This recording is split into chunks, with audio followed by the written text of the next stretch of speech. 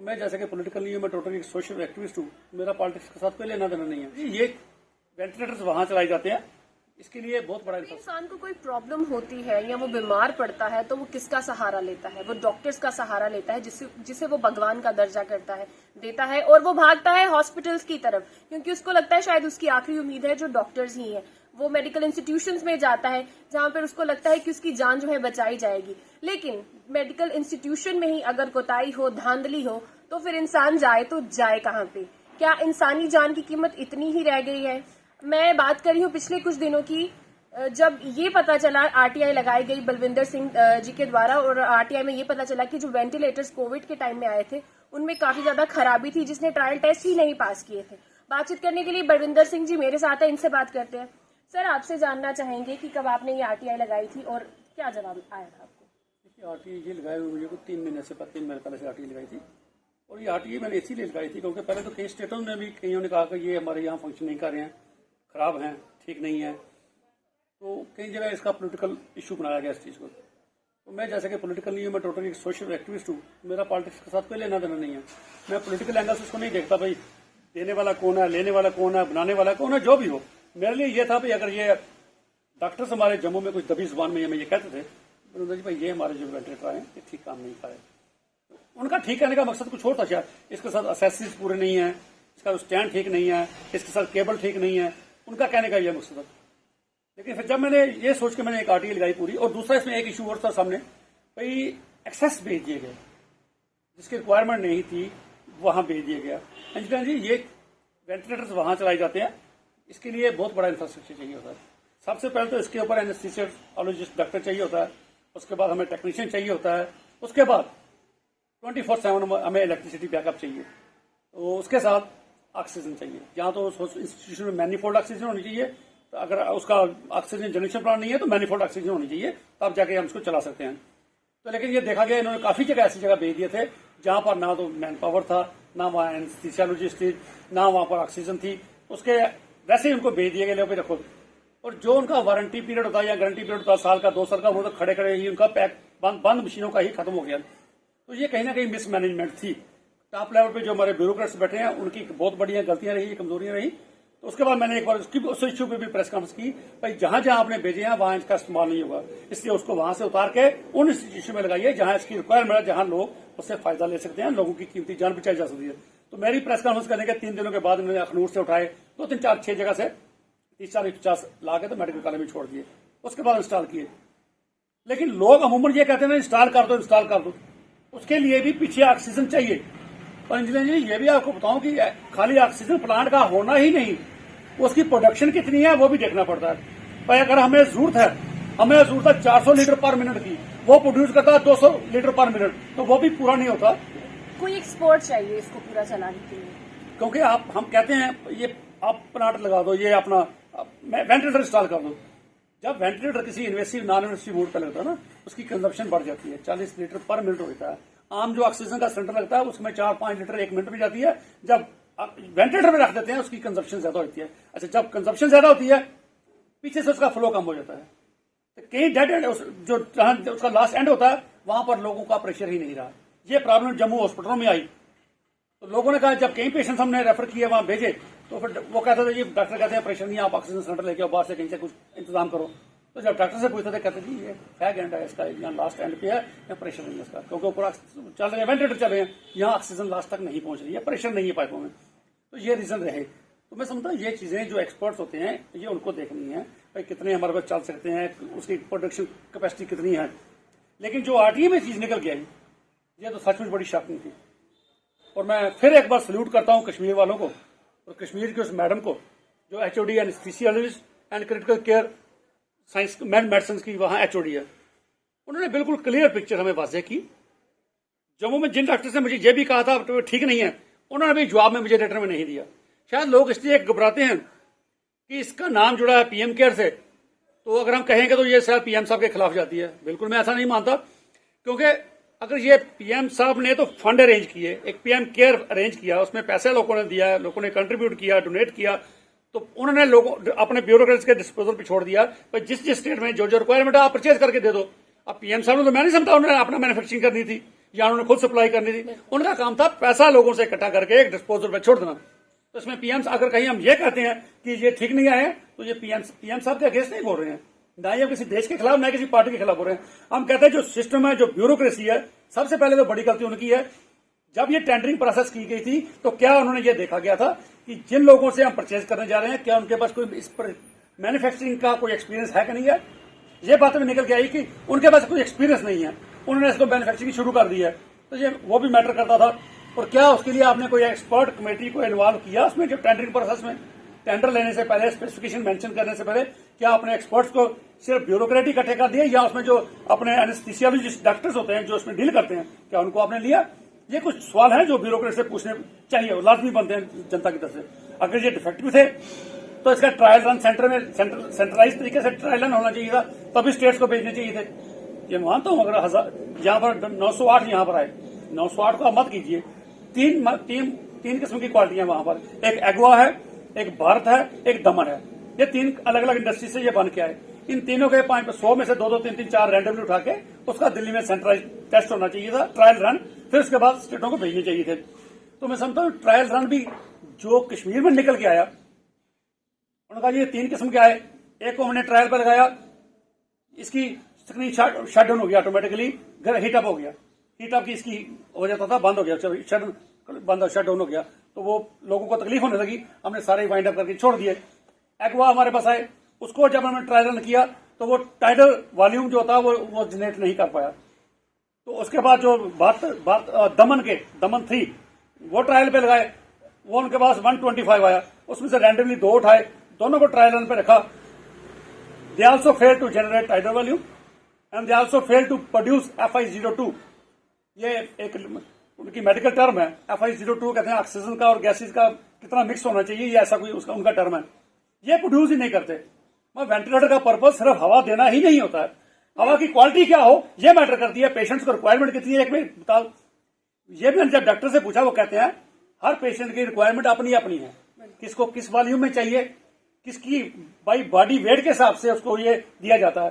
तो मैं समझता हूँ यहाँ पर ऐसी चीजें नहीं की गई, मुझे लगता है, क्योंकि जम्मू में हमने देखा पिछले 1-1.5 साल में अगर कश्मीर में 500 केस आता था तो जम्मू में 1000 केसेस आए। जम्मू में, श्रीनगर में अगर केसेस ज्यादा थे, 1000 केस था, जम्मू में उससे आधे केसेस से 500 केसेस है, लेकिन डेथ रेट जम्मू कश्मीर से कहीं डबल था।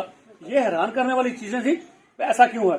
आज मैं ये दावे से कह सकता हूं कि जो पढ़ाई में श्रीनगर से मिला, अगर वो सच है, वो ठीक है, तो ये चीज मैं कहता हूं it can be one of the reason by high mortality covid death rates in Jammu, तो किस वजह से ज्यादा हुई होगी। तो इसके लिए मैंने अपनी प्रेस कॉन्फ्रेंस में भी ये अपील की है chief justice J&K high court से कि आप इसका कॉग्निजेंस लें और इसके ऊपर एक एक्सपर्ट्स की कमेटी बिठा के, एनेस्थीसियोलॉजिस्ट स्टेट से भी, बाहर से भी लेके कमेटी बिठा के और ये फिक्स करें, देखें कि क्या ये खराब आए, अगर आए सप्लाई किसने की, परचेजिंग किसने की, और यहाँ पर जिसने इंस्टॉल किया विदाउट ट्रायल क्यों इंस्टॉल किए, क्योंकि लोगों की जान के साथ खिलवाड़ कर दिया जाता है। मैं समझता हूँ कई डॉक्टर्स, बड़े अच्छे डॉक्टर जो हमारे पास हैं, बड़े अच्छे डेडिकेशन से काम करते हैं, और कई बिल्कुल केयरलेस हैं, उनको सिर्फ और सिर्फ अपनी प्राइवेट प्रैक्टिस पे ज्यादा ध्यान रहता है। ये पब्लिक जो है, पब्लिक के लिए ज्यादा ध्यान उन्होंने नहीं दिया, तो भी डेथ ज्यादा हुई है। काम किया, बच्चों ने काम किया, मेडिकल एक्सपर्ट्स ने काम किया, लेकिन फिर भी कहीं ना कहीं कोताहियां टॉप लेवल पे हुई है। दोस्त who are sitting at the helm of affair, ये उनकी अकाउंटेबिलिटी फिक्स होना चाहिए, और खाली अकाउंटेबिलिटी फिक्स ना हो, कम से कम जो जो उनके सजा बनती है उनको सजा दी जाए। लोगों की जान के साथ खिलवाड़ उन्होंने किया, इतनी डेथ क्यों हुई, इसका जवाब लोगों को चाहिए। बलविंदर जी, आपसे जानना चाहेंगे कि ये एक बहुत बड़ा कंसर्न होता जा रहा है कि नॉर्मली हॉस्पिटल तो हर कोई इंसान अपनी लाइफ में जाता ही जाता है, और प्रॉब्लम्स का कुछ पता नहीं है कि हमें कभी भी आ सकती है प्रॉब्लम, दिन या रात नहीं देखती। लेकिन जब अगर हम रात को हॉस्पिटल्स में जाते हैं ना, तो वहां पर आपको शायद ही 1% भी आपको सीनियर डॉक्टर को देखने को मिलेंगे। तो आपको क्या लगता है कि कहाँ पे ये प्रॉब्लम आ रही है? और वहां पर छोटे छोटे डॉक्टर्स होते हैं जहाँ पे जो अभी अपने ट्रेनिंग पीरियड में है, जिनको अभी इतना पता नहीं है, तो बहुत से ऐसे केसेस है जो खराब भी हो जाते हैं, जहाँ पे सीनियर डॉक्टर डील कर सकते हैं, वहां पे वो छोटे डॉक्टर्स डील नहीं कर सकते हैं। तो आपको क्या लगता है कहाँ पे जो है अब ये जो है दिक्कत आ रही है, जहाँ पर जो है सरकार को, एडमिनिस्ट्रेशन को जो है अपना कंजा जो है कसना चाहिए? देखिए, सबसे पहले तो मैं इसको सबसे बड़ा सोल्यूशन इसका ये बताऊंगा कि प्राइवेट प्रैक्टिस, मेडिकल एजुकेशन में प्राइवेट प्रैक्टिस बैन होनी चाहिए। जब तक आप ये बैन नहीं करोगे, लोग हॉस्पिटल में वो ये सोच के नहीं जाएंगे कि हमको ठीक होके वहां से आएंगे, क्योंकि लोगों को ये रहता है कि वहां जाएंगे सीनियर डॉक्टर नहीं मिलेगा, सीनियर डॉक्टर होगा एक तो साइकोलॉजिकली उसको होता है वहां से मुझे किसी अच्छे डॉक्टर ने देखा, जब उसको जूनियर डॉक्टर मिलते हैं, पीजी स्टूडेंट्स मिलते हैं, देखते हैं, ठीक है, आपने कहा भाई रात को वहां कोई भी सीनियर डॉक्टर वहां नहीं आता, क्योंकि हर किसी को अपना शाम को अपने प्राइवेट प्रैक्टिस पे पड़ा होता है। वो होता प्राइवेट प्रैक्टिस में जाऊंगा शाम को मैं 10,000 रुपये इकट्ठा करने हैं, तो यहाँ क्या जूनियर साहब देखेंगे, कोई कॉम्प्लिकेसी होगी तो देखा जाएगा। जब कई बार कॉम्प्लिकेसी भी हुई, ऑन कॉल जो डॉक्टर्स होते हैं उनको बुलाया भी गया, कोई टाइम पे नहीं पहुंचा। अगर रात को बुलाया गया वो दूसरे दिन रात को पहुंचा, एक दिन बुलाया गया दूसरे दिन तीसरे दिन आगे पहुंचा, तब तक उसकी कंडीशन और खराब होती है।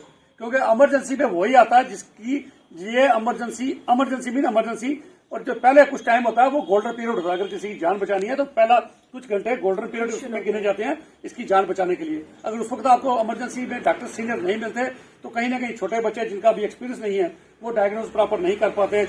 फिर वहां पर एक बहुत बड़ा माफिया इस हॉस्पिटल में वो भी है जिन लोगों के नेक्सस बाहर प्राइवेट इंस्टीट्यूशन के साथ है, दिल्ली में है, लुधियाना में है, डीएमसी में और जगह जो प्राइवेट फोर्टिस कह लीजिए उनके हॉस्पिटलों के साथ इनका टाई अप है।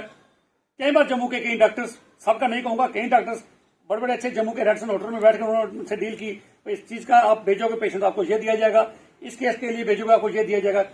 यहाँ तो ये बातें सुनने के लिए आई कि कुछ डॉक्टर्स ने हॉस्पिटलों में अपनी अपनी एम्बुलेंसेज भी रख ली हैं, अपने नाम पे नहीं रखी, कुछ ने पंजाब नंबर पे रखी हैं, कुछ ने किसी के नंबर पे नाम पे लेकर रखी हैं, एम्बुलेंसेज भी आप रखी हैं। जब वहां पर लोग जाते हैं उनको पता भी यहाँ सीनियर डॉक्टर कोई नहीं मिलेगा, फिर वहीं से उनके टाउट आगे पीछे करते हैं, यार क्यों अपने बंदे को मुरवाने लगा, यहाँ आप चल इसको लुधियाना पहुंचा दे, चल इसको अमृतसर ले जाए हॉस्पिटल में, चल तेरे हम सस्ते एम्बुलेंस सस्ती करवा देंगे तुझे। क्योंकि यहाँ अगर 2-4 साल कम करता है उसको पता वहां पर आती बार हमने 10 या 15,000 कमीशन लेके आना है। यह सिस्टम भी जम्मू में बहुत बड़ा फ्लोरिश हो गया है। जो हॉस्पिटल पे जाता है तकरीबन आप एक दिन लखनपुर में खड़े होकर देखिए, यहाँ से सुबह से नोट कीजिए रात तक आपको 12, 15, 18 आपको गाड़ियां मिलेंगी जो पेशेंट्स को यहाँ शिफ्ट करती हैं, पंजाब में, दिल्ली में, चंडीगढ़ में, लुधियाना में शिफ्ट करती हैं, अमृतसर में शिफ्ट करती हैं। क्या हम कैपेबल नहीं है? इतना बड़ा इंफ्रास्ट्रक्चर हमने किस लिए खर्च किया, इतना पैसा हमारे साथ यहाँ लगाते हैं, किस लिए लगाते हैं? अगर हम यहाँ आर्थो के केसेस नहीं हैंडल कर पाते, अगर हम छोटे से छोटी पेशेंट यहाँ पर उसको बाहर जाना पड़ता तो क्यों? फिर ये किस लिए? इसको बंद कर दीजिए ना। फिर जहाँ तो सिर्फ लोगों को आप सब्सिडी दे दीजिए, जहाँ प्रॉब्लम है फंड आप देते हैं, जब बाहर से इलाज करा लें, जितनी सैलरी हम इनको देते हैं, जितना इंफ्रास्ट्रक्चर में खर्च करते हैं, तो ये वेस्ट जा रहा है। क्या हम इतने कैपेबल नहीं है कि हम लोगों इधर ही इलाज कर सकें? देखिए इनकी कैपेबिलिटी है तो उस वक्त सामने आती है, क्योंकि जब हॉस्पिटल के अपने एचओडी वगैरह कोई बीमार होते हैं वो इस मेडिकल कॉलेज में या अपने इंस्टीट्यूशन में कभी भी ट्रीटमेंट नहीं कराते। वो प्राइवेट जो वो नहीं कराते, अगर कोई डायरेक्टर हेल्थ बीमार होती है तो वो नारायणा जाती है, अगर प्रिंसिपल मेडिकल कॉलेज को बीमार है नारायणा जाएगी या किसी और इंस्टीट्यूशन में जाएगी, तो लोगों को वे कैसे कहेंगे नहीं जी आप यहाँ पर आइए, आप यहाँ सेफ हो? ये कभी पॉसिबल ही नहीं। आप अपने ट्रीटमेंट के लिए बाहर जाओ, अगर आप कहते हो हमारे डॉक्टर्स कैपेबल इनफ किसी भी सिचुएशन को हैंडल करने के लिए, तो फिर भरोसा नहीं है, खुद उनको भरोसा नहीं है, खुद वहां पर अपना ट्रीटमेंट नहीं कराते, खुद बाहर जाते हैं, तो लोगों की जान भी उतनी कीमती है जितनी आपकी है। जितनी आपके घर वालों के लिए आपकी जान कीमती है, इतना हर शख्स के लिए अपने घर वाले की जान कीमती है, भाई की, बहन की, माँ की जान कीमती है। आपको अपनी जान की फिक्र लगी रहती है, आपके पास सोर्सेज है, आप चले जाते हैं। गरीब आदमी अफोर्ड नहीं कर पाता, वो यहाँ पर आता है। तो ये चीजें कहीं ना कहीं गौर फरमाने की है। एलजी साहब को भी चाहिए, ये बात बड़ी देर से चल रही है कि प्राइवेट प्रैक्टिस को बैन किया जाए।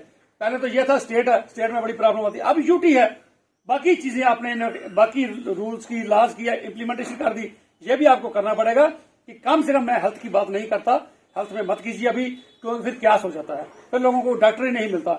जब तक आपके पास प्राइवेट सेक्टर में अच्छी प्राइवेट इंस्टीट्यूशन नहीं जहां पर फ्लोरिश हुए, तब तक हेल्थ की छोड़िए, कम से कम मेडिकल प्रोफेशन में बंद कीजिए।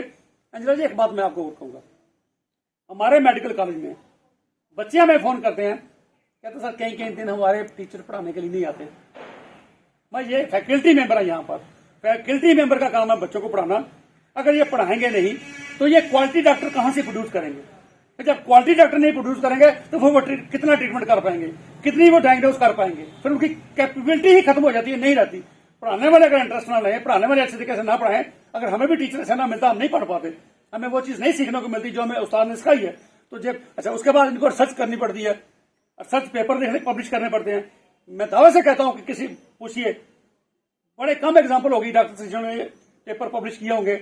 आज नहीं तो गूगल में हर चीज मिलती है, वहां से कॉपी पेस्ट करके तो पेपर शो कर देते हैं। इस चीजों को रिसर्च करना जरूरी पड़ता है, क्योंकि आज हर दिन के बैच चेंजेस कुछ ना कुछ आती हैं, नेशनल इंटरनेशनल लेवल पे। हमारे पास क्या क्या ट्रीटमेंट्स नहीं आई, हम उन कैसे क्या चीज अडॉप्ट करें। ये अगर डोलो पे अटक जाते हैं तो 6 साल डोलो पे ही अटके जाते हैं। ये किसी मेडिसिन को पकड़ लें ड्रग पे, उसी को 2 साल 4 साल नहीं छोड़ते, क्योंकि ये अपने आप को अपडेट नहीं करते। दवाइयां आप देखिए ना, जो बाहर के देशों में बिल्कुल बैन है, वो वाली दवाइयां तो खाने के लिए देते हैं। बिल्कुल, आप बाहर की दवाइयां बहुत सी ऐसी हैं जो अभी भी यहाँ पर ये चीजें चल रही हैं। तो जब लोगों को तो नहीं ना पता, वो बेचारे जाते हैं, इनको भगवान का रूप समझ के हॉस्पिटल में चले जाते हैं, पर उनको नहीं पता इनके पास इनकी क्या प्रॉब्लम है। डॉक्टर्स भी अपनी प्रॉब्लम जगह बताते हैं कि वो भी अपनी जगह ठीक है। वो कहते हैं जी हम खुद तो करेंगे नहीं, स्टाफ हमारे पास नहीं है, हमको अगर 5 नर्सेज चाहिए, 5 नर्सेज चाहिए, हमारे पास 1 नर्स है, हम क्या करेंगे। और कोरोना में प्रॉब्लम लोगों को रही, डॉक्टर्स हमारे पॉजिटिव हुए, काफी लोगों ने काम भी किया, डॉक्टर्स ने भी अच्छा काम किया, हमने पैरामेडिक्स ने भी अच्छा काम किया, लेकिन वो प्रॉब्लम थी, उनको क्वारंटाइन में जाना पड़ता था। वो अपने लोगों ने कहीं पर जान हथेली पर रखे भी लोगों ने काम किया। ऐसे डॉक्टर्स भी हैं बड़े अच्छे, सारे ही ऐसे नहीं है कि जो सिर्फ पैसे के पीछे भागते हैं या अपना प्राइवेट प्रैक्टिस पे। अच्छे डॉक्टर भी हैं, तभी कुछ ना कुछ ये परफॉर्म करता रहा। अगर सारे ही एक जैसे होते तो शायद ये कोलैप्स हो जाता।